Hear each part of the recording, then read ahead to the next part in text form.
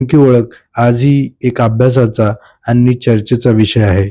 आणि रायपूर येथे छत्तीसगडची राजधानी येथे एक कॉन्फरन्स ही झाली होती आणि जगातील सर्व मूर्तितज्ञ तिथे आले होते, कारण जगात अशी मूर्ती कुठेच सापडली नाही. ती फक्त आहे बिलासपूर या ठिकाणी, ताला या गावी. ही मूर्ती 1988 मध्ये येथे उत्खननादरम्यान जमिनीत गाडलेल्या अवस्थेत सापडल्याचे आज सांगितले जाते. तिची उंची साधारणतः 2.7 मीटर आणि वजन सुमारे 5 टन आहे असे सांगितले जाते. मित्रांनो, सर्वात मोठा प्रश्न पडतो, जवळपास 1,500 वर्षापूर्वीच्या त्या अज्ञात शिल्पकाराने दगडामध्ये इतकी कल्पकता, इतके बारकावे, इतके प्राणी, इतका गूढ अर्थ कसा साकारला असेल? कदाचित म्हणूनच ती मूर्ती आजही आपल्याला विचार करायला भाग पाडते. दगडामध्ये केवळ एक देवता नाही, तर संपूर्ण सृष्टी दिसून आपल्याला येते.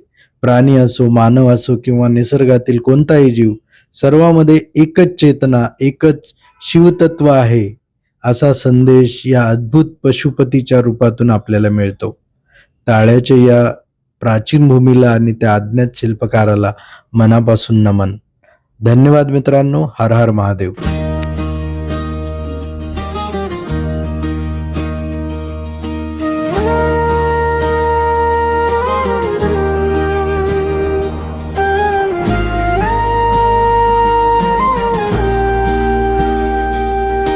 सर्प मुकुट से शोभित मस्तक, दिव्य अलौकिक भाग, मेंढक से दृग छिपकली सी नासिका, अद्भुत विशाल। मछली सी मूछे मुस्काए, मयूर बने हैं कान, मकर वक्ष करकट ठोड़ी, गूंजे शिव का गान।